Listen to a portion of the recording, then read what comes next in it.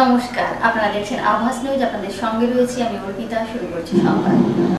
কেশিয়াড়ির গৌরাঙ্গ মঠে পুকুরে তলিয়ে মৃত্যু পিংলার এক বৃদ্ধের, শোকস্তব্ধ ভক্তমণ্ডলী। দামোদর ব্রত পালনে গিয়ে মর্মান্তিক পরিণতি। কেশিয়াড়ির গৌরাঙ্গ মঠের পুকুরে তলিয়ে গেলেন এক বৃদ্ধ ভক্ত। ঘটনাটি ঘটে বুধবার সকাল প্রায় 10টা নাগাদ। পিংলা থানার অন্তর্গত এলাকার বাসিন্দা। প্রায় 15 দিন ধরে স্ত্রীকে সঙ্গে নিয়ে মঠে বাস করছিলেন কৃষ্ণপ্রসাদ দাস নামে ওই বৃদ্ধ। জানা গেছে এদিন সকালে পুকুর পাড়ে কাজ করতে গিয়েই হঠাৎ অসুস্থ হয়ে পড়ে যান তিনি এবং এরপরেই জলে তলিয়ে যান। ঘটনার পরপরই খবর দেওয়া হয় কেশিয়াড়ি থানাকে। উপস্থিত হন ব্লক প্রশাসনের আধিকারিকরাও। খবর পেয়ে খড়গপুর থেকে আসে ডিজাস্টার ম্যানেজমেন্টের একটি বিশেষ টিম। প্রায় 2:30টা নাগাদ উদ্ধার কাজ শুরু করে তারা। বোট নামিয়ে প্রায় 40 মিনিট ধরে চলা তল্লাশির পর শেষমেশ কাঁটা দিয়ে উদ্ধার করা হয় বৃদ্ধের নিথর দেহ। ঘটনাস্থলে ভিড় জমে যায় ভক্তদের। কান্নায় ভেঙে পড়েন উপস্থিত অনেকে। মৃতদেহটি ময়নাতদন্তের জন্য পাঠানো হয়েছে। গোটা এলাকায় নেমে এসেছে শোকের ছায়া। স্থানীয় প্রশাসন ঘটনার তদন্ত শুরু করেছে।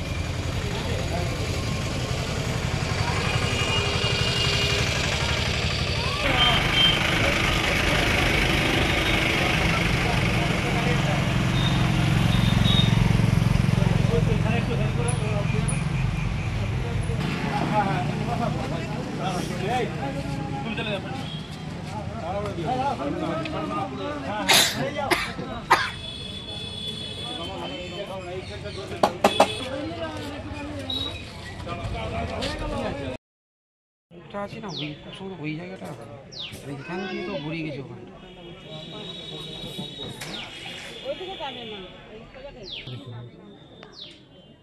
একটু এখানেও ডুবে যায়, এই অ্যাঙ্গেলে যেতে হবে।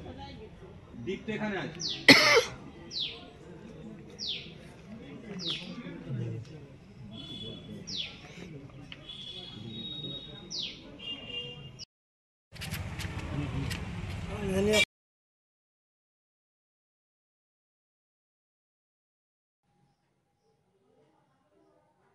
বর্তমানে হাতে মোবাইল ফোন থাকায় যেখানে খুশি সেখানে গিয়ে সোশ্যাল মিডিয়ায় লাইভ করে মানুষকে বিভ্রান্ত করার চেষ্টা চলছে।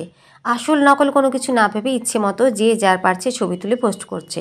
বর্তমানে মেদিনীপুর মেডিকেল কলেজ হাসপাতাল, তারপরে এগরা মহকুমা হাসপাতাল আর তারপরে পটাশপুরের একটি স্বাস্থ্যকর্মীর উপর নানাভাবে অত্যাচার চালাচ্ছেন এলাকার মানুষ। তাদের বক্তব্য সঠিকভাবে চিকিৎসা পরিষেবা পাচ্ছেন না। কিছু কিছু ক্ষেত্রে কিছু চিকিৎসক ভুল করলেও সকল চিকিৎসক কিন্তু এই ধরনের কাজ করেন না। তাই প্রতিটি ক্ষেত্রে চিকিৎসকদের উপর দিনের পর দিন হামলা চলছে, ভাঙচুর চলছে, কিন্তু লাভের কিছু হচ্ছে না। পরিষেবা বদলে তারা তেমনভাবে রোগীদের গুরুত্ব দিচ্ছেন না বলে অভিযোগ উঠছে। বেলদা সুপার স্পেশালিটি হাসপাতাল নামে মাত্র হলেও মানুষকে এক প্রকার তেমনভাবে পরিষেবা পাচ্ছেন না বলে বারে বারে অভিযোগ উঠছে।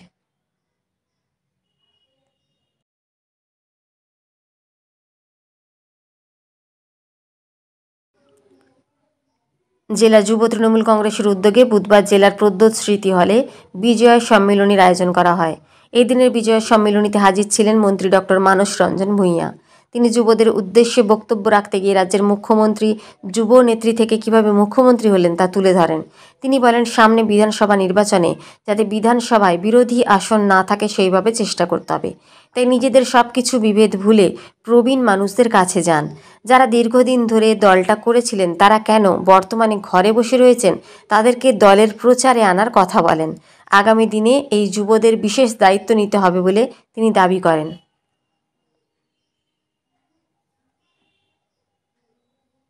আপেল খাওয়া,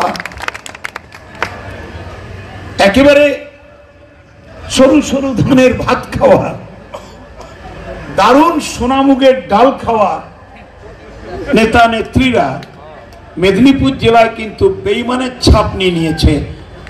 এটাই সবচাইতে পরিতাপের বিষয়।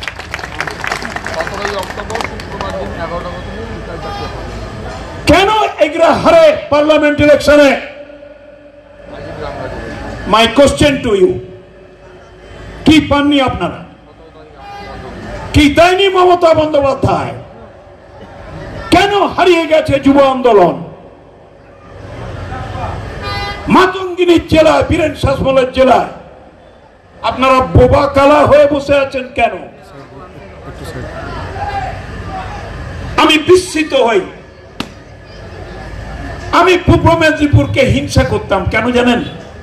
আপনারা অজয় মুখার্জিকে পেয়েছেন, সতীশ সামন্তকে পেয়েছেন, সুশীল ধারাকে পেয়েছেন, মা মাতঙ্গিনীকে পেয়েছেন, বীরেন শাসমলকে পেয়েছেন।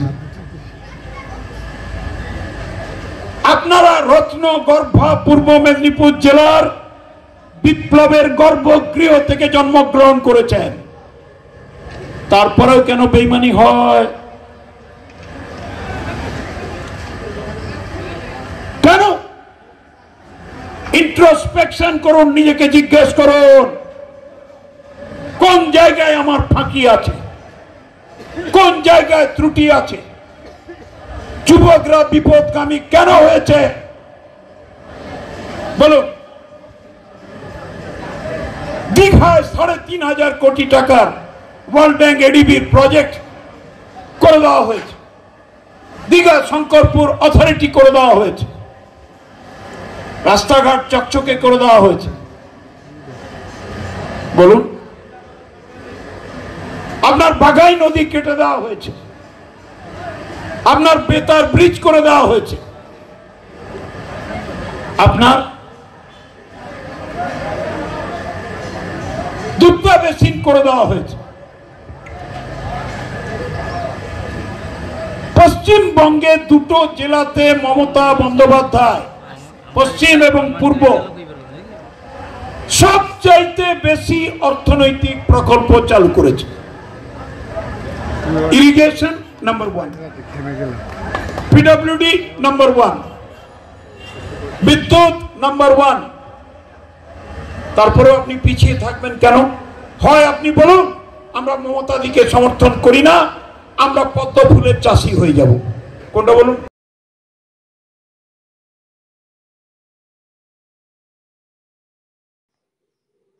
দু মাস ধরে টানা চলছে আমাদের পাড়া আমাদের সমাধান। নভেম্বরের প্রথম সপ্তাহে তা শেষ হবে। আবার প্রথম দিকে যে সমস্ত এলাকায় আমাদের পাড়া আমাদের সমাধান ক্যাম্প হয়েছিল তার কাজের প্রক্রিয়া শুরু হয়েছে।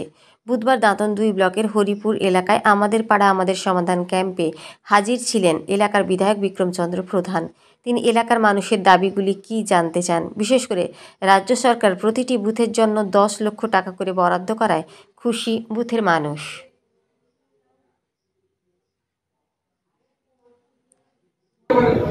মাননীয় মুখ্যমন্ত্রীর ভাবনা, এটা আপনাদেরকে ক্ষমতাটা দিয়েছেন।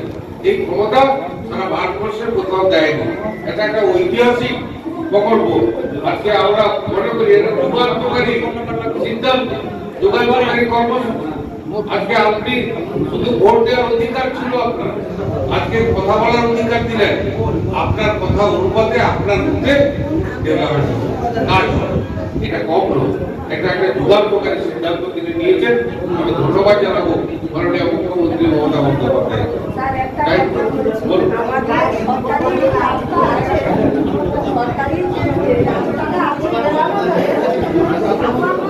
এই আপনার তিনি কি বলছেন? সংবাদ এই পর্যন্তই। নমস্কার।